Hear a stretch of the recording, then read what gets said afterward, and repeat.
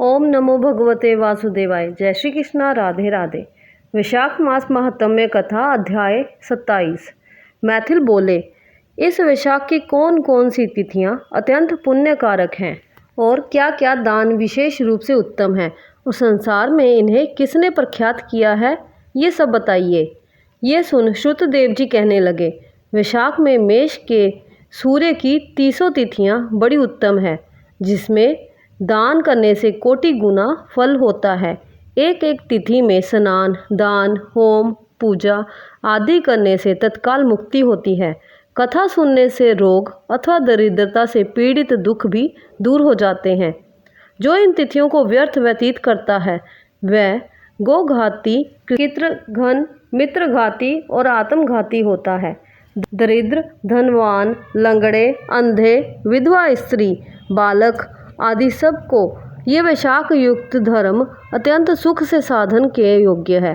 चैत्र के महीने में जब मेष की संक्रांति हो, उसी समय पापों के नाश करने वाली अमावस्या कोटिज्ञा करने के फल देती है। ये एक पितृश्वरों के संबंध की पुरानी कथा चली आती है, जो हक और पितरों की है।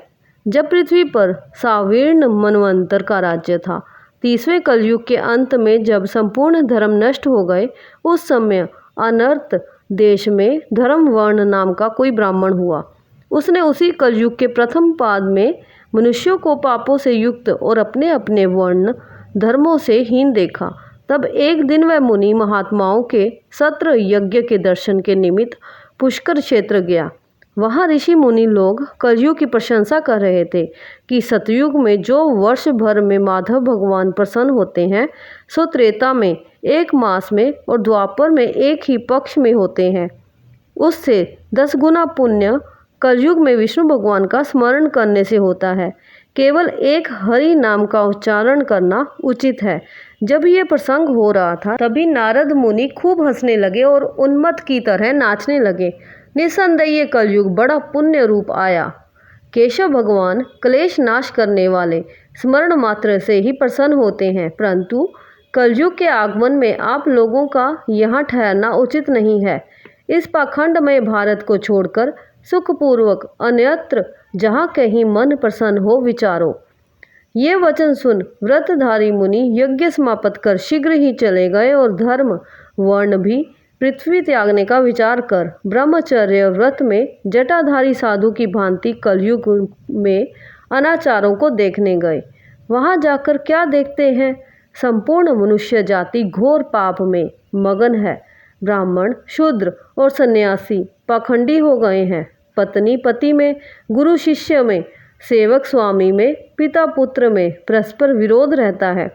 ब्राह्मण शूद्र व्रत गो बकरी के समान हो गई है। वेद कहानी मात्र है। सत्य कर्म साधारण हो गए हैं। देवताओं की जगह भूत प्रेतादि की पूजा होती है। अधम और नीच पूज्य हो गए हैं।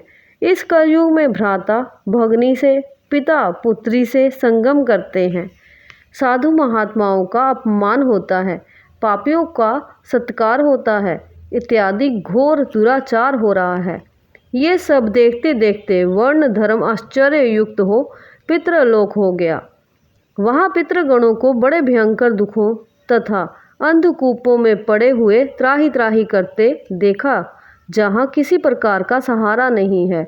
उन्हें देख बहुत विस्मित हुआ और दयालु होकर बोला, तुम कौन हो? तुमने ऐसे कौन से घोर दुष्कर्म किए जिनसे तुम यहाँ पड़े हो? तुम किस गोत्र में उत्पन्न हुए हो और तुम्हारा कैसे उद्धार होगा? ये सब तुम मेरे सामने कहो। सामने कहो, तुम्हारे आज ही कल्याण हो जाएगा। उसके ऐसे वाक्य सुन दुख से व्याकुल पितरेश्वर प्रसन्न हो दीन वाणी से कहने लगे, हम श्री वत्स गोत्री हैं। हमारा वंश पाप से क्षीण है। हमारे लिए पिंड देने वाली कोई भी संतान नहीं है। इसी से हम दुरात्मा अंधकूप में पड़े हैं। हमारे कुल में एक धर्म वर्ण ही बड़ा यशस्वी है। वह सबको छोड़ अकेला ही विचरता है। उसने गृहस्थी धारण नहीं की है। वही दुर्वा का तंतु रूप है कि जिसे पकड़कर हम लोग लटक रहे हैं।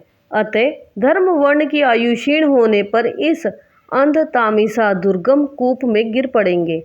इससे हे तात, तुम पृथ्वी पर जाकर धर्म वर्ण को समझाओ कि तेरे पितृेश्वर दुख से पीड़ित केवल तेरे सहारे लटक रहे हैं।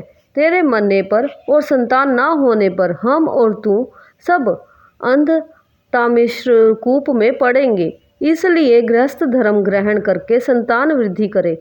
जब वह संतान ज्ञा को जाए, वह शाखोक्त धर्म करे, विष्णु भक्त को एकादशी आदि व्रत करे एवं पाप नाशिनी कथा सुने, जिससे उसकी 100 पीछे की और 100 आगे की पीढ़ी नरक जाने से बचे और हमको तथा उसको उधर्व गति प्राप्त होगी। तुम ऐसे सत्य वाक्य समझाकर धर्म वर्ण को गृहस्थ में प्रवृत्त करो। पितरेश्वरों के ऐसे वचन सुन अचंभे में पड़ रोता हुआ हाथ जोड़ नमस्कार कर धर्म वर्ण बोला, हे महाराज, मैं ही दुराग्राही तुम्हारा वंशधर धर्म वर्ण हूँ। मैंने यज्ञ में महात्मा नारद जी के कहे हुए वचन सुने, फिर पृथ्वी पर बहुत से पापी मनुष्यों को देख कुसंगति के डर के मारे द्वीपांतरों में विचरता रहा। इस तरह इस कलयुग के अंतिम पाद में भी 3.5 भाग व्यतीत हो गए हैं। मैंने अब तक आपका दुख दूर नहीं किया। मैं अब आपकी आज्ञा का पालन देव ऋषि पितरेश्वरों को तर्पण पूजा आदि करते हुए करूँगा और ऐसा आशीर्वाद मांगा कि संसारी कर्तव्य करने पर भी कलयुग की बाधा ना हो। हे राजन, धर्म वर्ण के कहने पर पितरेश्वर बोले, हे पुत्र, तू गृहस्थ धर्म में प्रवृत्त हो, संतान उत्पन्न करके हमारा उद्धार कर, क्योंकि जिसके घर में तुलसी वृक्ष, शालिग्राम, महाभारत आदि ग्रंथ हैं, जहाँ कथा सत्संग होते रहते हैं, हरिस्मरण कीर्तन और वैशाक्त धर्म आदि शुभ कर्म होते रहते हैं, वहाँ कलयुग बांधा नहीं पहुँचाता है। हे पुत्र, इसलिए तू पापात्मा युग की चिंता मत कर, शीघ्र घर जा। इस माधव मास में सबके उपकार के लिए मेष की संक्रांति की 30 तिथियों में वैशाखोक्त धर्म कर, जिससे करोड़ों गुने फल मिलते हैं।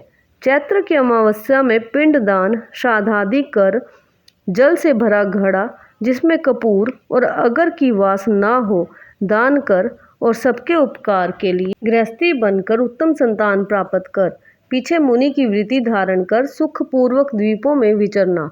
पितरेश्वरों की ऐसी आज्ञा पा धर्म वर्ण शीघ्र ही पृथ्वी पर आया और चैत्र मास में मेष की संक्रांति के दिन प्रातःकाल स्नान कर देव ऋषि पितरेश्वरों का तर्पण कर जल का भरा घड़ा दे और पाप नाश करने वाला श्राद्ध करके अपने पितृ वर्ग को ऐसी मुक्ति दी कि जिससे आवागमन छूट जाए। फिर विवाह किया, जिससे सुंदर संतान हुई और संसार में इस पाप नाशिनी तिथि को प्रख्यात कर स्वयं प्रसन्न हो गंधमादन पर गया। इसलिए ये मधु मास की अमावस्या भी शुभ है। इसके समान संसार में कोई तिथि न देखी है न सुनी है। वैशाख मास महात्म्य कथा अध्याय 27 संपूर्णम। जय जय श्री राधे श्याम, जय जय श्री राधे श्याम।